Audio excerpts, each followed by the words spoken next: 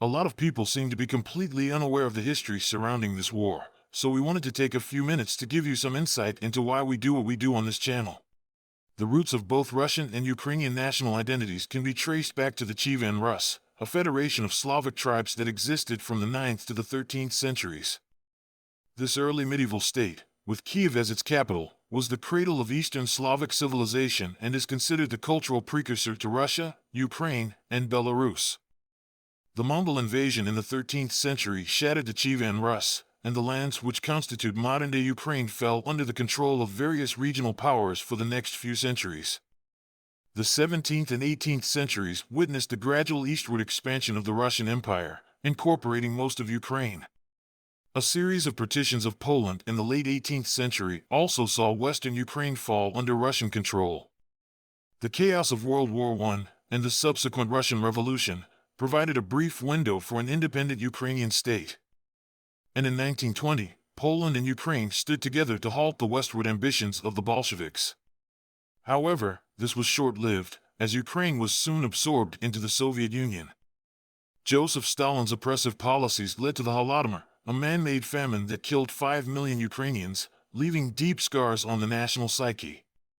The dissolution of the Soviet Union in 1991 marked a significant turning point for Ukraine. They declared independence, which was overwhelmingly supported by a referendum. As a result of this, Ukraine inherited the world's third-largest nuclear arsenal, including intercontinental ballistic missiles and strategic bombers, with approximately 5,000 nuclear weapons.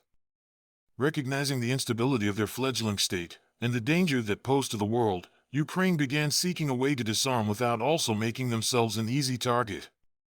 This was complicated by Russia's proximity and history of aggression, making such disarmament a threat to Ukrainian sovereignty.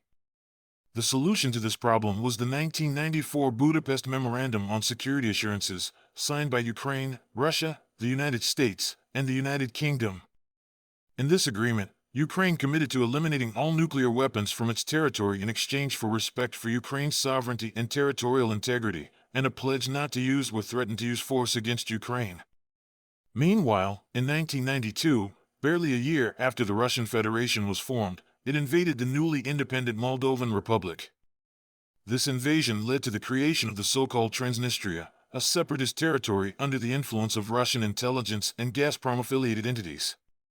Throughout 1992 to 1993, a similar pattern played out in Georgia, with Russia creating and supporting local separatists, further asserting its dominance in the region.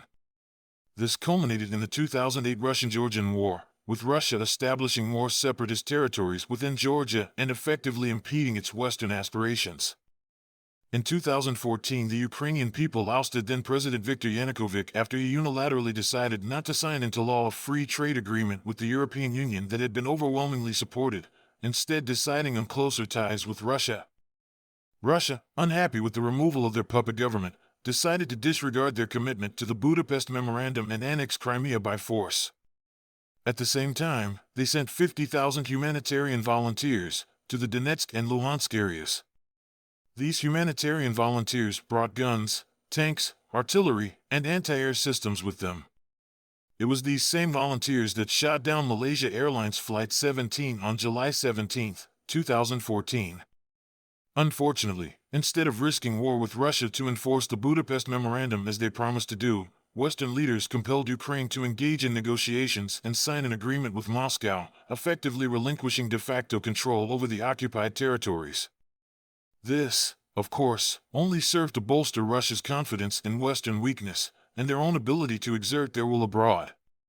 Places like Syria, Sudan, Libya, and the Central African Republic have since felt this renewed Russian confidence firsthand. Make no mistake, this war has nothing to do with Nazis, or genocide, or NATO, or biolabs, or any of the other myriad reasons the Kremlin has thrown out over the past year and a half. This was supposed to be a quick land grab that would confirm the West was spineless, and give Russia a springboard for their next most likely target, Moldova.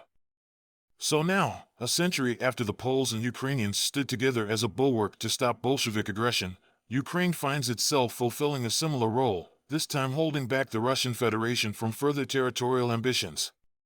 Needless to say, this is an incredibly brief summary of the very complex events leading up to this invasion. We hope it was interesting. If we left anything critical out, let us know in the comments. And now back to our regularly scheduled programming.